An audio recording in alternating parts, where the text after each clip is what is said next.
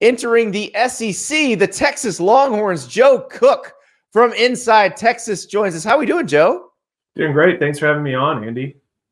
My pleasure, my pleasure. And so we've been doing these deep dives into different teams. When FanDuel dropped all those win totals on us a couple weeks ago, we thought, okay, let's look at these things. Let's figure out who's going over, who's going under. And Texas, very select group. We just talked to our friend Justin Hopkins from Scoop Duck, because Oregon is one of those 10.5 win total teams. Oregon, Ohio State, Georgia, and the Texas Longhorns are the 10.5 win total teams. Those are the ones that people think will win the national championship. So how are the folks in Austin dealing with that level of expectation? They're as confident as ever. I think there are a lot of people who are probably in Austin, even though they can't do it legally in Texas, they may be trying to figure out ways to bet the over. The two probably toughest games are, one is in Dallas at the Cotton Bowl against Oklahoma, your rivalry game. That's always going to be difficult and important. And then the week after, you host Georgia at Darrell K. Royal Texas Memorial Stadium. That's your toughest game, and you get the Bulldogs at home at what's going to be a crazy weekend in Austin between maybe the number one team in the country coming in, Texas potentially being top 5, and then you got the backdrop of the F1 race too. That's going to be a wild one in the capital city, and one that if you haven't gotten a hotel yet, you may be a little out of luck. But there's a lot of confidence, especially when you think about Jim Harbaugh going to the Chargers, Sharon Moore replacing him. That's a brain, that's a football brain that's not in Ann Arbor anymore. And while I really have a lot of respect for Sharon Moore, that national championship team, a lot of their best players are going to the draft.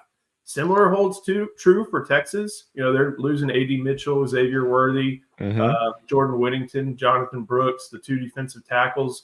But they did really well in the portal at wide receiver, getting Isaiah Bond, Silas Bolden, Matthew Golden. Quinn Ewers is back. That's the big one. And this team seems like after 3 straight top 6 recruiting classes, in a really good position to go into the SEC on the right foot.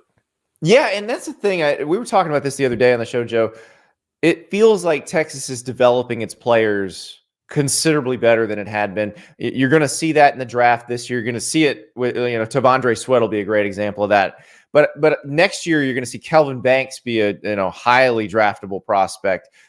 We'll see this year with Christian Jones on the offensive line where he winds up.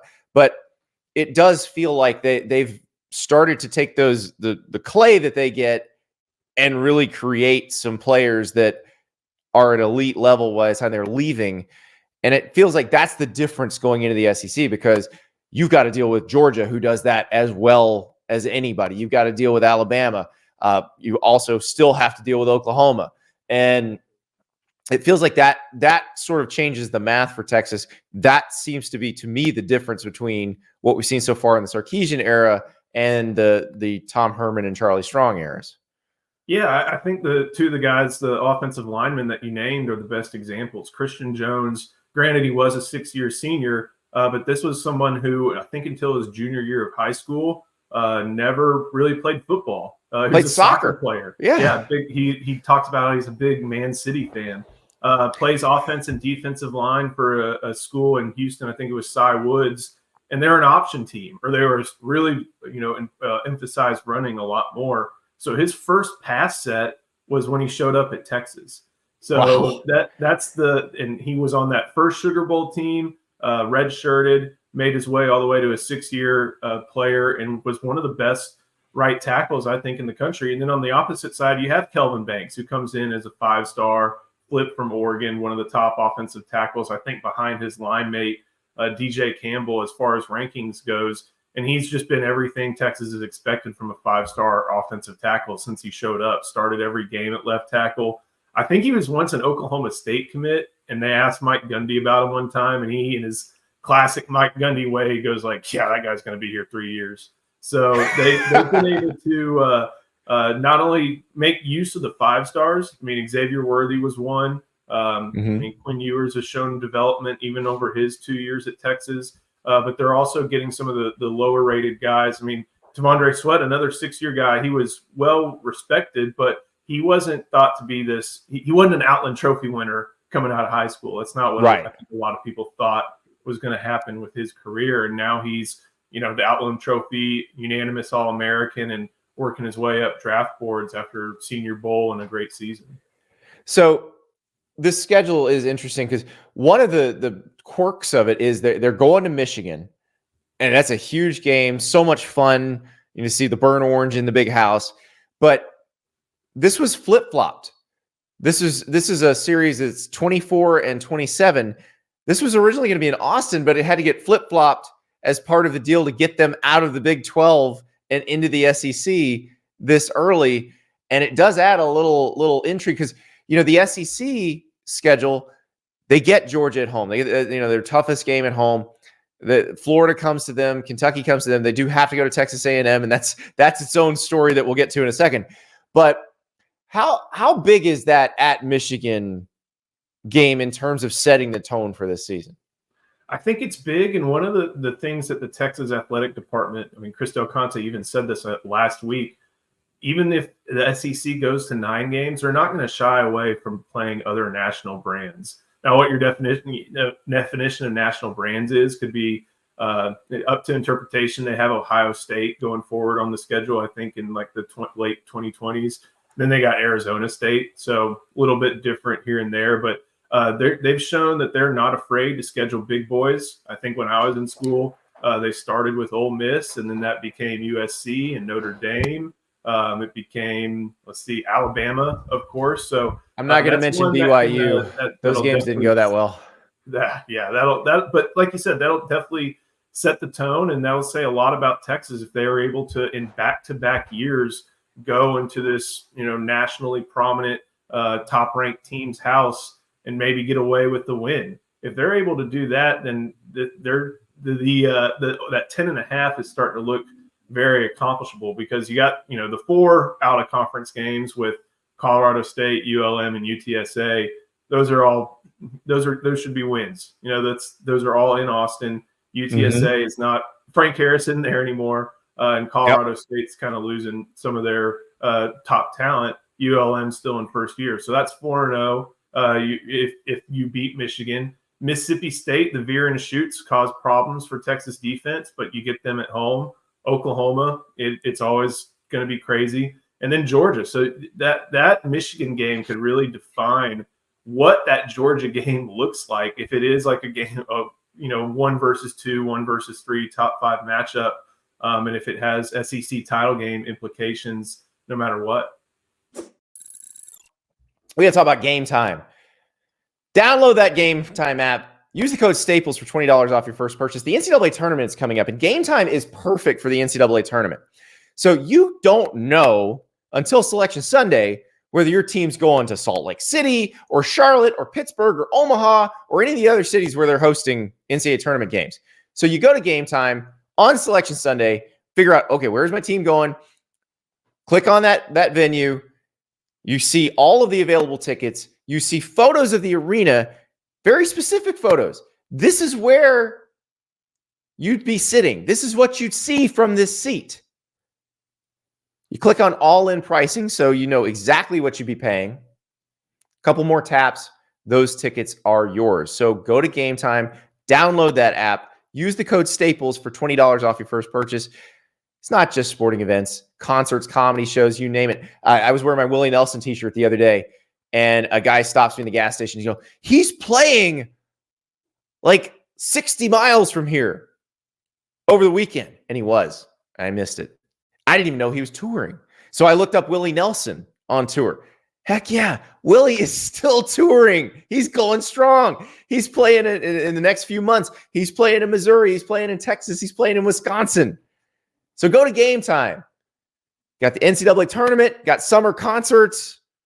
Now's the time to get those last-minute tickets. Use the code Staples for $20 off your first purchase.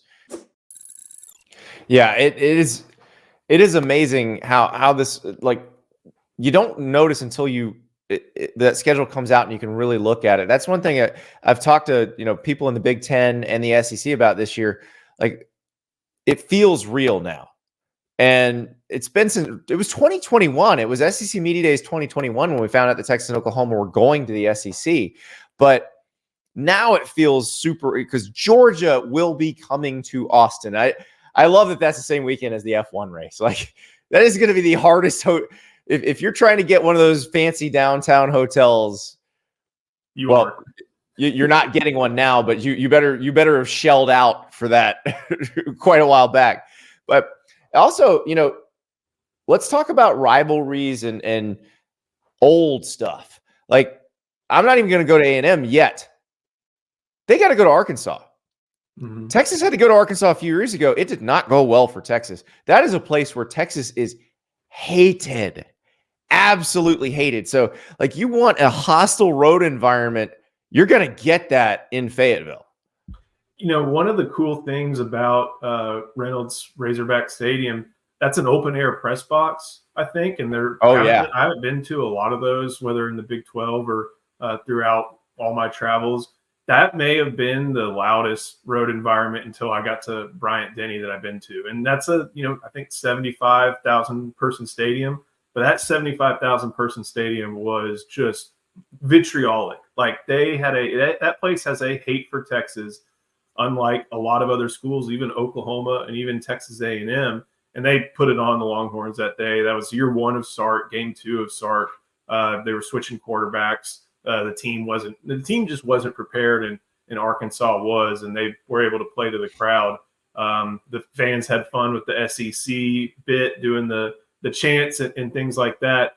But you look back at that and think of, oh wow, soft Texas, Sark's not getting it done, can't prepare a team, and now look, we're about to talk about Sarkisian's contract extension and exactly $10.3 million a year. Yeah, and now they are a playoff team, and now a couple years later, Sam Pittman is hanging on in Fayetteville because he has a good record since the 2020 season. So the things can change in this sport very quickly. It can change slowly, and Sarkisian's ability to build up the program, they're going to have to need it in Fayetteville because that, like you said, that place has a lot of hate for Texas. That's a type of environment that can, add a little bit of effort, add maybe a point or two on the spread. But it's part of what makes this SEC move great. Is not only are you keeping your Oklahoma rivalry, one that was a non-conference game for about 80 years, back when Texas was in the Southwest Conference and Oklahoma was in the Big 8. You're getting the Arkansas rivalry, one that I think at least Arkansas definitely wants to maintain. Texas probably does too. And then you're getting the Texas A&M rivalry back after 13 years of just internet chirping. Let us talk about that because yes, I always loved kind of refereeing those arguments on the internet where the Texas people are like, we don't play it because of you. And the A&M people are like, we don't play it because of you. And I'm like, you're both just being complete wimps about this. Just play each other. Well, now they're going to play each other. First time since 2011. They're going back to College Station. I can't wait. Joe, what is the vibe among the Texas fans about getting that rivalry back? I think people just forgot how much fun it really is. I mean, that is a game that you think about the Egg Bowl in Mississippi and just how that whole state comes together for that game. And you think of other, in-state rivalries where similar happens. Texas hasn't had that. And that's not to, diminish playing Texas Tech, playing Baylor, and playing TCU, of course, Southwest Conference rivals. But they aren't Texas A&M. That's been Texas' main in-state rival, and they haven't been able to play. And I think once the build-up for that game starts, once we get to Thanksgiving week and everybody starts to realize that cousin that they, well, I'm going to watch Texas versus Tech. Oh, well, I'm going to watch LSU and A&M, and then they have to kind of go their separate ways, and now they have to talk to each other about it. I think that's when people are really going to start realizing that it's great that this rivalry's back.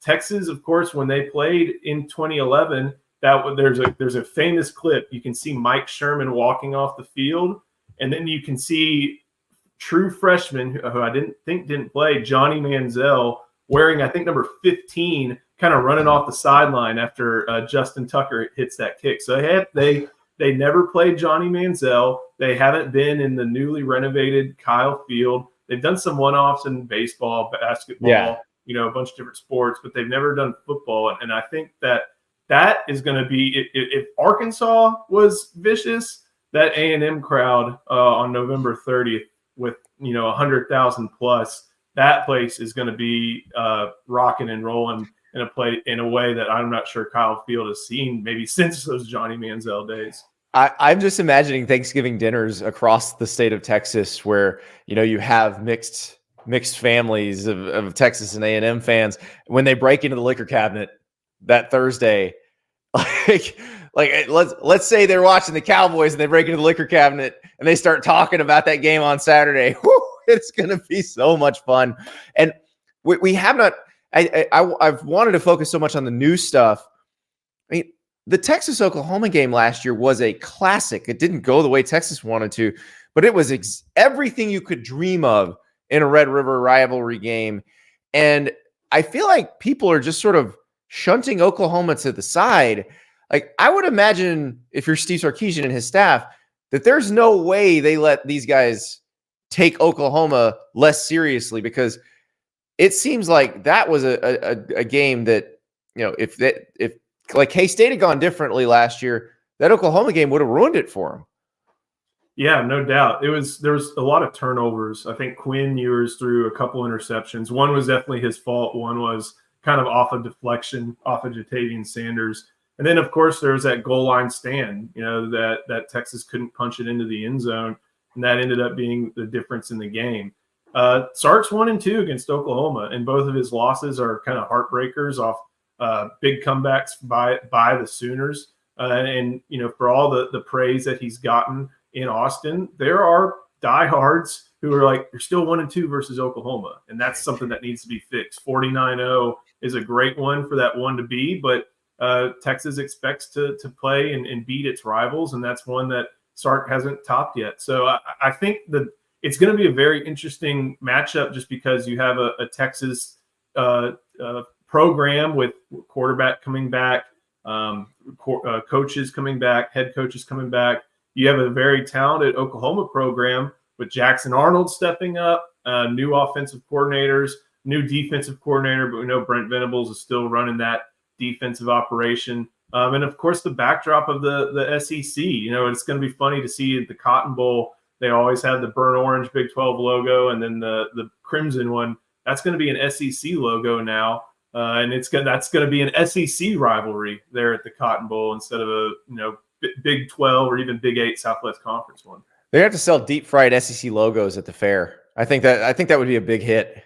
So I can't let you leave, Joe, without asking the obligatory Arch question, because listen, I picked Washington in the Sugar Bowl in part because of Quinn Ewers, because he's been inconsistent over the years. You just mentioned him in the Oklahoma game last year. So he's also been very good at times, and he's entering year 3 as a starter at Texas, but he's also had situations where injuries have caused him to miss games in both of his seasons as a starter. So Arch Manning is there. By all accounts, he is everything he was advertised to be as a recruit. How does that dynamic work between Quinn Ewers and Arch going into this season? Steve Sarkisian at the second signing day conference was asked about this, kind of Arch's progress and where things fit, but he was pretty clear about saying, no, Quinn's the starter. And Quinn, if you can't always take a lot from social media, but if you go to Texas social media and look, they're featuring Quinn as if he's the leader. This is his program, face of the program type thing. But of course, Arch Manning's Arch Manning. He's going to draw a lot of attention. There's that the famous picture from the Sugar Bowl media day that lacks some context, but it still says a lot, where you see Quinn looking in the background and there's a huddle basically around Arch. But with Malik Murphy transferring out, going to Duke, I think that does make things a lot clearer. If there were 3 quarterbacks in this position group again entering spring, that's a tough situation for Steve Sarkisian to handle. It's tough for anybody to handle. It's a challenge. It's one that they love taking on, but it's still a challenge nonetheless. With Quinn and Arch, Quinn's going to be the starter. He's going to be the number 1 guy. Arch is going to be the backup, obviously. And I think everybody can kind of see that like you mentioned, Quinn has missed games. One was because Dallas Turner landed on top of him. The other was because he had a bad bump against U of H, and that's what brought Murphy in for a couple games during the season. So if you're Arch, not only are you kind of thinking, okay, my redshirt sophomore year, I'm going to be able to take control of this. You don't want to go in because of an injury, but the track record's a track record, and Quinn Ewers has missed 5 games in the past 2 seasons. So you know that there's probably an opportunity. I think it was really great for Sark to be able to get Arch some snaps, not only against Texas Tech, where they ran real offense, but also against Oklahoma State. Just getting him those snaps, I think, kind of shows everybody that it wasn't emphasis on redshirt year, because I think if it's redshirt year, you're like, okay, 4 games, that's it. Doesn't have to play. It was development year. It could have been a few. It came down to it. Maybe it was more than 4, but the key was development year. A year for him to learn how to play college, because for as talented as he is, Isidore Newman to Texas football, even in practice, is a bit of a step up, and that's true for every 5-star number 1 overall prospect that you come across. But he was able to not only get some great development in practice, but get some game opportunity. And looks like if anything happens to Quinn, or if the situation allows for it, thanks on a margin, the margin of the game, Arch is going to be able to play. And I think that's a big deal, as far as also having his feet wet to a certain extent, and not having to go into the SEC with a first-year starting quarterback, even if he is a Manning. So for Sark, it's a good situation. All expectations are Quinn's going to have a good year, head on to the 2025 NFL draft, and the keys will be turned over to Arch Manning. But we're still a year away from that, and until then, Quinn Ewers is the starting quarterback for the Longhorns. Yeah, and it's interesting because now in this era, you rarely have a clearly delineated, this is the starter, this is the backup. You've actually had some snaps for your backup. So this is about as good as it's going to get in this era of college football, for Sark and for those guys. So and I would imagine the Manning family probably a little more measured and reserved about all of this than the average, QB family. They know how this goes. They've experienced it a couple times, so they understand the process. And I think everybody looks at the way things with Peyton and Eli. It's like, oh, they waited till their junior year or whatever year it was. And while that's true, that's 25 years ago. So even Peyton didn't wait. Peyton got thrown in pretty quick. So right, Eli had to wait until like his sophomore bowl game, right, or something like that. So I mean, still 25 years ago, different era.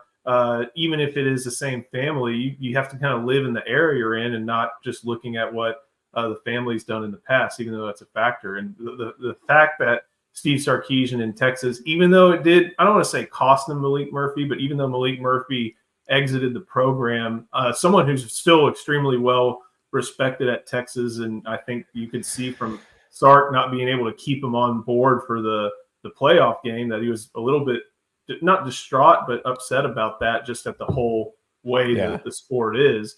But Texas is in probably as good a quarterback situation as any other team in the country. And considering the way they've recruited, with Trey Owens becoming a 4-star and KJ Lacey in the fold in the 2025 class, it looks like it's going to be that way for the foreseeable future in Austin. Yeah, the Murphy thing, you can't keep 3 starter level quarterbacks. That's just greedy. So he'll be at Duke, and I bet he'll play pretty well at Duke. So Joe, thank you so much. That was fun. Again, every time we do one of these things, I get more excited for this season, because I'm looking at the idea of Texas going into the Big House, Georgia showing up in Austin. I mean, it's awesome. Joe, thank you so much. Absolutely. Thank you. Thank you so much for watching. Just a reminder, subscribe to this channel right here so you never miss an episode of Andy Staples on 3. And oh, by the way, watch all the other great videos on the On3 Sports YouTube channel.